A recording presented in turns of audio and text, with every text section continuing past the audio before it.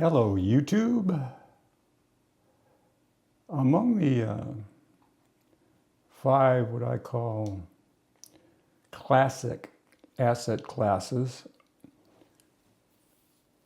earned income, I think, stands apart as the foundation of asset stacking. While not always considered as one of the five classic asset stacks, its role is essential.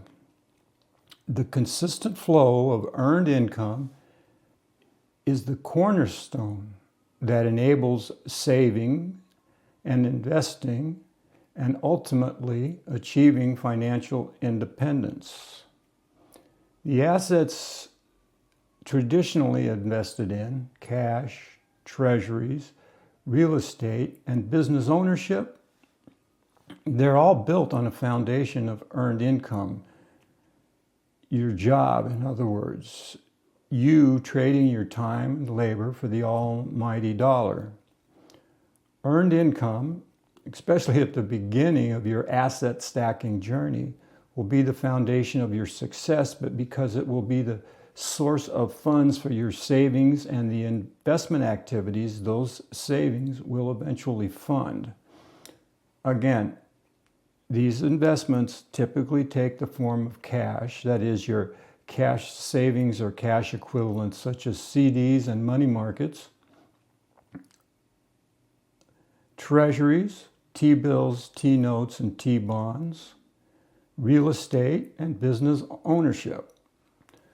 Although it's important to know that stocks are a form of business ownership, but in this case, I mean owning your own business that you personally operate. Now, when you consider asset stacking, the question you should ask yourself is, what is the goal? The answer is simple. The goal of asset stacking is to create passive income streams and grow your net worth.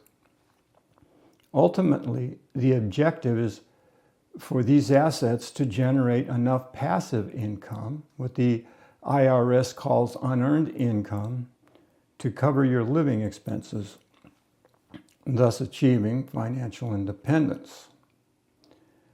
Financial independence offers freedom from dependence on earned income. But earned income is the proverbial goose that lays the golden eggs and funds your asset stacking. And in fact, before your passive income meets or exceeds your costs of living, you will be building partial, if not yet complete, financial independence. Even a modest amount of passive income can provide a substantial degree of financial security and other options. The cash you have saved in your emergency fund, for example, it's there to provide you a level of financial security equal to the balance. And it should be the first asset stack you fund. Why? Because life is always throwing curveballs at us and in the form of unexpected expenses. And if you don't have the cash on hand to meet those expenses, then what? An emergency fund is like you having your own back. It is the first level of financial independence before you move on to diversifying your income across the other asset stacks I've measured. So, the journey towards FI is as rewarding in many ways as actually achieving total financial independence, that is, when your passive income meets or exceeds your costs of living. Now, the key benefit of financial independence is the flexibility you will have over your own schedule and the freedom in general you will gain when you're not tied to trading your time and labor for income. So, you might be thinking, who is this guy and why should I listen to him? Well, let me talk about my bona fides here for a minute. I have been retired and financially independent since 2007. And in all that time, in all those years, I have had no earned income, zero. My annual income is 100% passive and over 6 figures. My net worth is well over $1 million and growing. I have accomplished the 2 goals of a lifetime that most people hope to achieve someday. That is, being financially independent of earned income and enjoying a successful retirement without the worry of ever running out of money someday. Check and check. Been there and done that for almost 20 years now. Please don't take the numbers I just shared with you as me flexing or displaying a lack of humility. It's just that I think you need to know who you're getting your information from. I have actually accomplished what all those CPAs and CFPs promised to teach you while there they are in their 50s and 60s, still working for a living. Or some 30-year-old telling you how to achieve FIRE without ever having actually achieved it themselves. Sometimes, to know what you're talking about, you need a sufficient level of real life experience. I think 20 years checks that box also. My journey to financial independence began when I joined the Army in 1973. That was the start of a 30-year career in the Federal Civil Service, or FCS as I'll call it, culminating in my retirement in 2007. 07/03/07 marks my personal Independence Day, the day I not only retired after my 30-year career, but also the day I achieved financial independence, a defined benefit retirement pension, I might add, complete with lifelong health insurance, that is, and an annual cost of living adjustment. My eligibility for retirement required my attaining a combination of age and service totaling the number 85, which I met at age 55 when I had completed 30 years of service. Now, I had originally planned to retire the very day I became eligible, but I postponed my retirement date slightly to accommodate a colleague's planned maternity leave. Ultimately, however, I did retire the same year I became eligible to begin drawing my pension benefits, just a couple of months later than originally planned. But throughout my career, I regularly changed jobs, federal organizations and locations, chasing higher pay and more opportunity for advancement. After the Army, I was selected for a formal 4-year apprenticeship program in the Industrial Construction Electrician program, under the auspices of both the Department of the Navy and Department of Labor. After completing the program and a couple of years of working at the journeyman construction electrician level, I switched to white-collar jobs. Those jobs included facility manager positions in Washington, D.C. and San Diego, California for almost 6 years, and becoming a supervisor in that field. Later, I held positions including supervisory positions in environmental compliance and administrative management. As I mentioned, each move was strategic, aimed at career advancement and personal growth, and sometimes I even took a pay cut for the potential of later advancement. When I finally retired in 2007, my federal pension was a little over $45,000 a year. My annual expenses, however, and this is critical, were only about $25,000, about $2,000 a month, give or take. It is the surplus, my income above my expenses, that allowed me to live comfortably and accumulate savings. As I said, I have not had any W-2 income since 2007 and have been financially independent since I retired, simply because my income well exceeded my cost of living then and well exceeded my cost of living today, which is basically the simple definition of financial independence.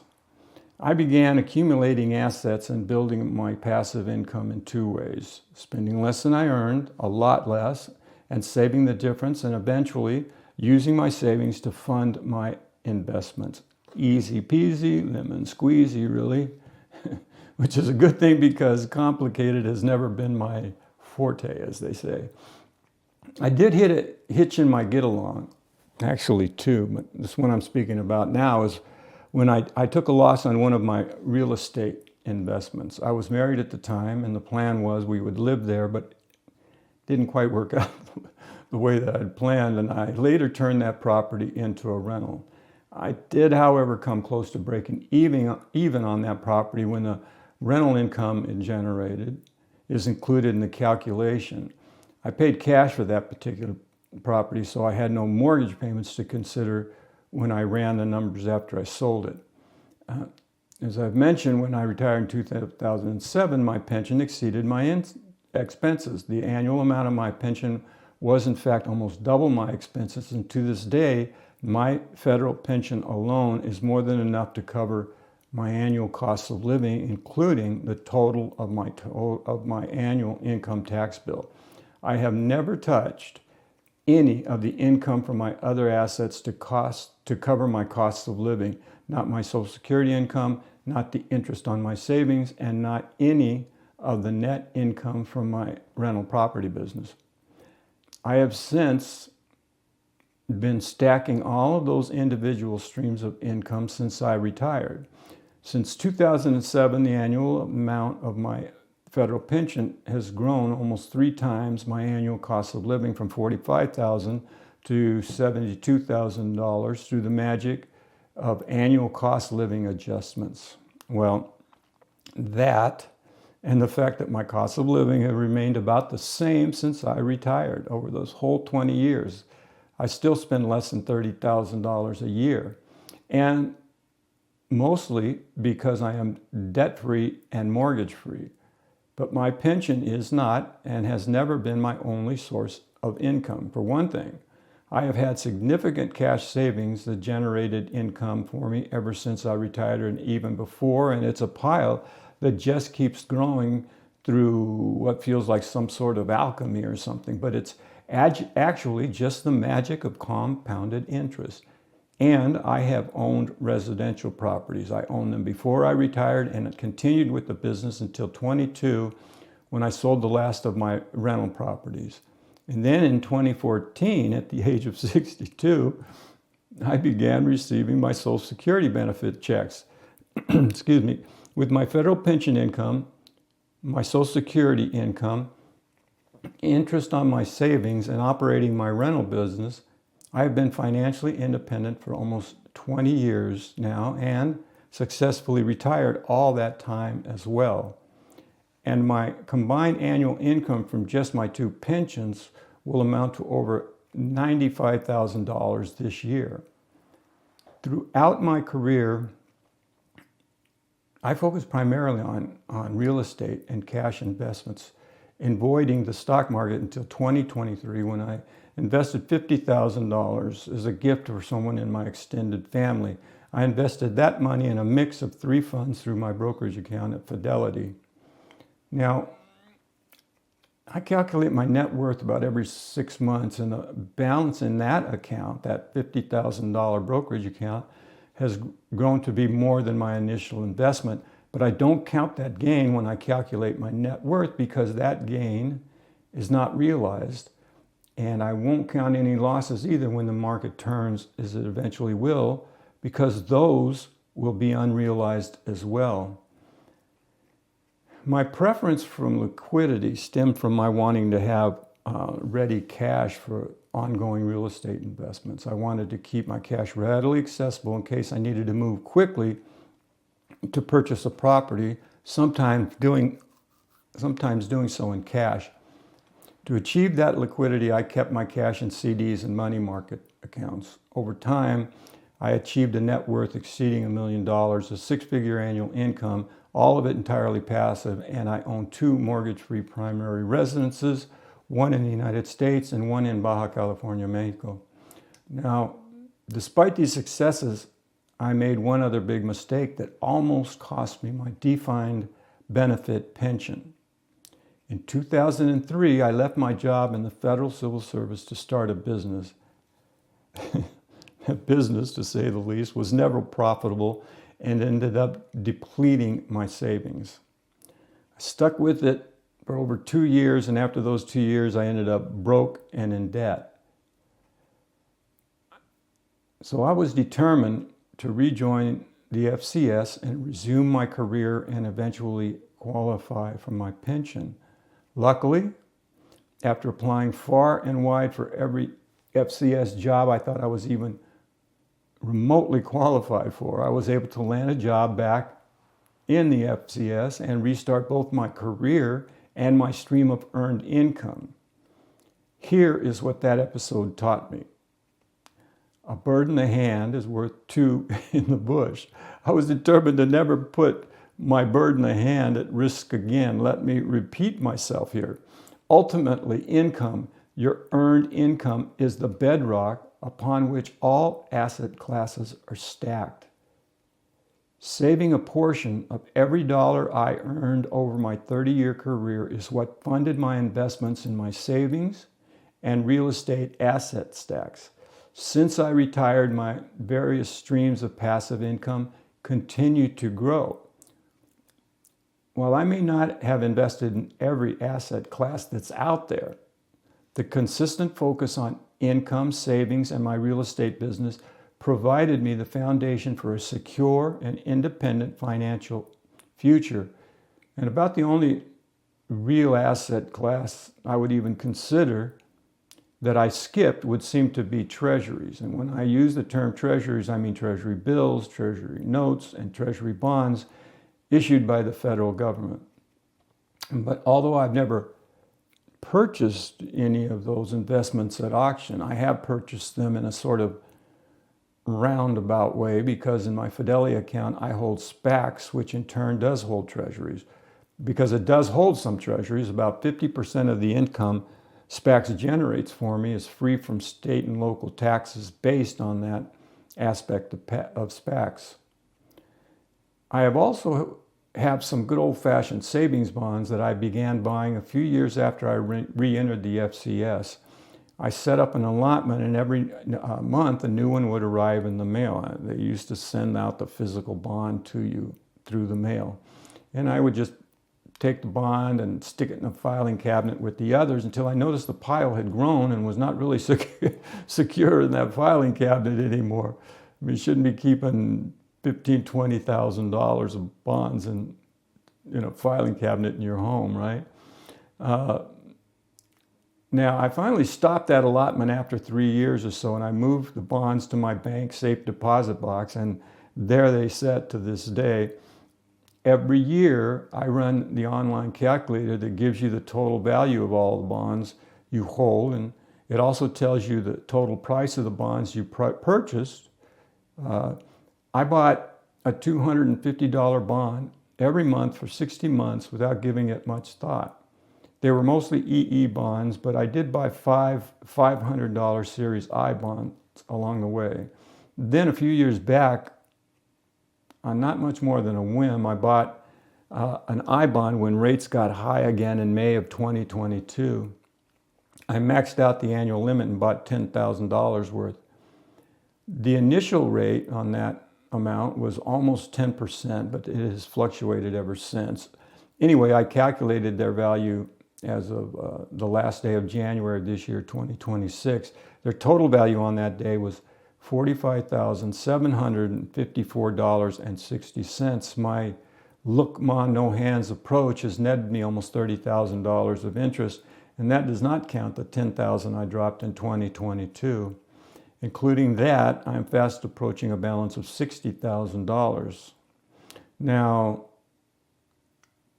could I have done better with that money? Well, with the benefit of hindsight, yes. Could I do better if I cashed them out now and put the money in an index fund? Well, that's only a maybe.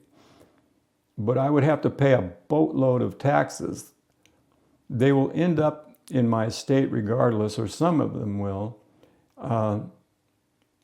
So why pay my hard-earned money today out of my own pocket to put someone else's money at risk?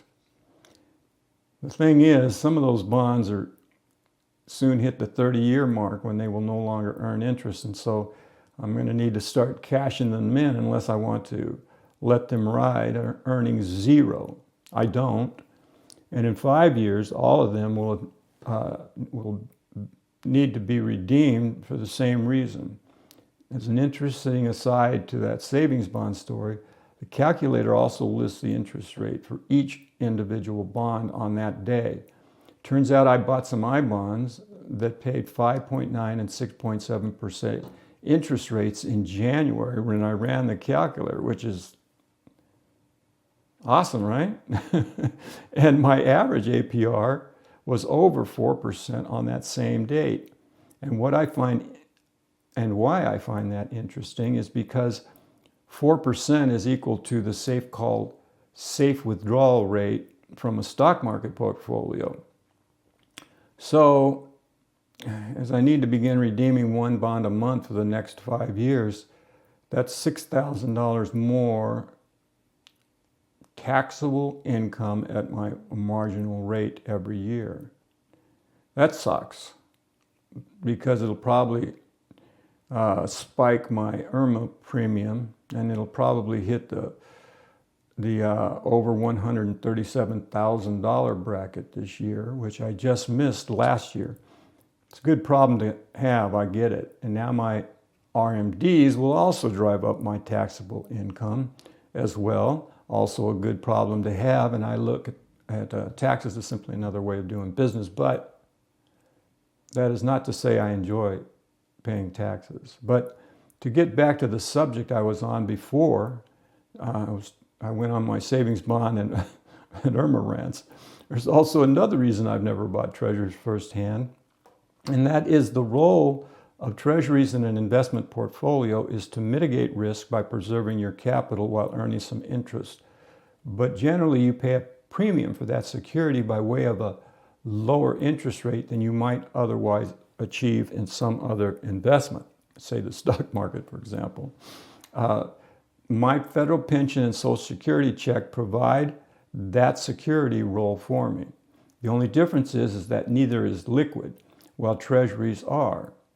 But my savings provide all the liquidity I can imagine I will ever need, more actually.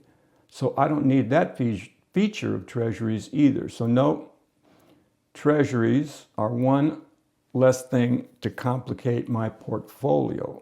And now, at my age, simplifying my finances and life in general, really, is something I want to do. And is why I finally got out of the rental business in 2022 when I finally, thank you, Jesus, sold the last of my rental properties. I never enjoyed the business. It was actually a source of anxiety the whole time. I was only in it for the money, which might have always be a big mistake. But again, after going broke at the age of 35, I finally gave up on my business and started over, not only broke, but in debt as well. It was my earned income that saved me when I was able to get a job back in the FCS and restart my career. Not too many years later, I leveraged some of my savings into a down payment on the purchase of a house that would be my primary residence for the next few years. That property itself is, or was, what is known as an up and down duplex, or two individual rentals on each floor within a single two-story property. And by the way, if you're able to land a job with a defined benefit pension like I did, that is a unique asset stack in and of itself, assuming you have the job long enough to become that vested.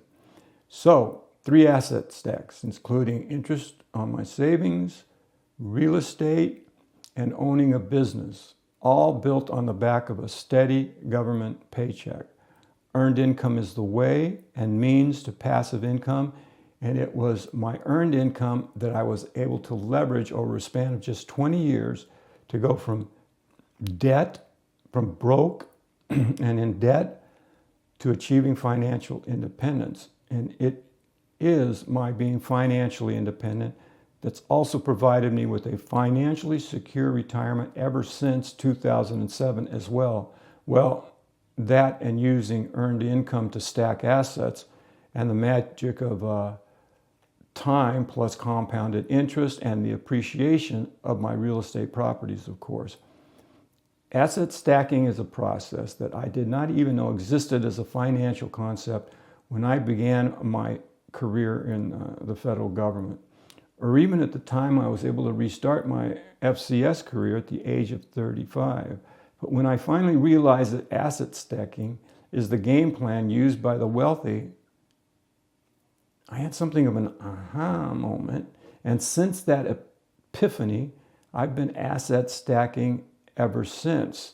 Still am to this day, almost 20 years deep into my retirement. So, anyway, that's my story and I'm sticking to it, and that's it for now. Thanks for stopping by.